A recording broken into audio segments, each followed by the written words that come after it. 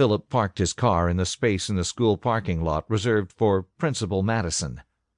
He walked up the steps and through the front door of the school that represented so many memories, challenges, and opportunities in his life. He enjoyed his morning routine of walking through the empty halls of the school before all the students arrived and the chaos set in for the day. As he turned the corner in the main hall and headed toward his office, he noticed that the lights were already on, which meant Amanda Cornett had beaten him to school once again.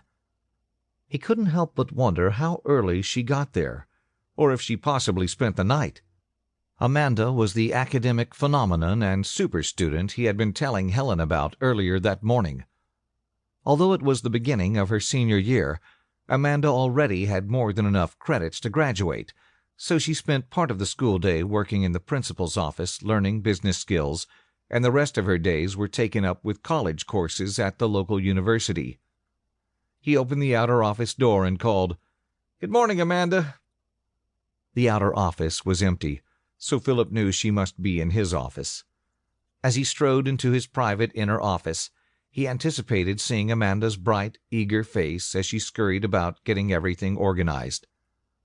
What Philip Madison encountered that morning was the last thing in the world he expected.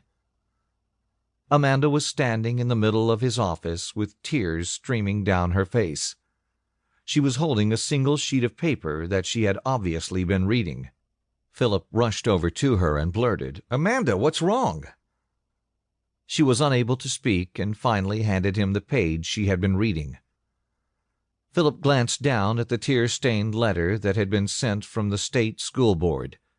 He quickly scanned the correspondence and learned that Napoleon Hill High School was scheduled to be permanently closed at the end of the current school year because enrollment had dropped due to the extensive layoffs in the area coal mines and other businesses.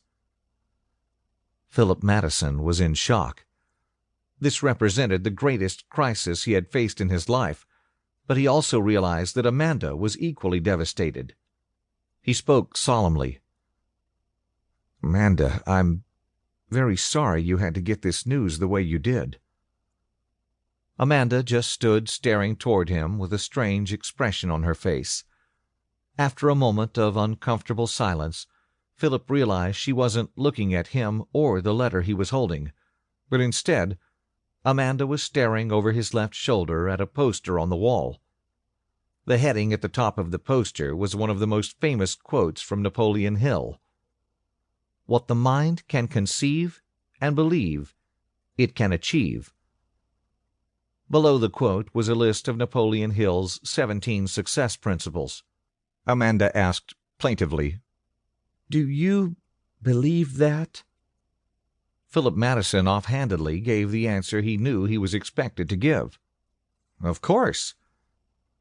Amanda's face broke into a huge smile as if the sun had come out from behind an ominous storm cloud. She cried, "Well then, everything is going to be okay." Philip was stunned. He, of course, believed in having a positive mental attitude and was an admirer of Napoleon Hill's work, but he had just come face to face with what seemed to be an insurmountable obstacle. Amanda was already flipping through the pages of a book that had been on the shelf below the poster. She read aloud, "The first success principle is definiteness of purpose. Definiteness of purpose is the starting point of all achievement. Don't be like a ship at sea without a rudder, powerless and directionless. Decide what you want, find out how to get it, and then take daily action toward achieving your goal. You will get exactly and only what you ask and work for. Make up your mind today what it is you want, and then start today to go after it. Do it now. Successful people move on their own initiative, but they know where they are going before they start." Amanda stared up at Philip expectantly. He knew as her principal that she was looking to him for some wisdom in this situation, but all he could do was stammer. "Amanda, I don't know what to say." She replied as if it were an undisputed fact. Well, all we need to do is make saving our school our definite purpose, and begin moving in that direction now.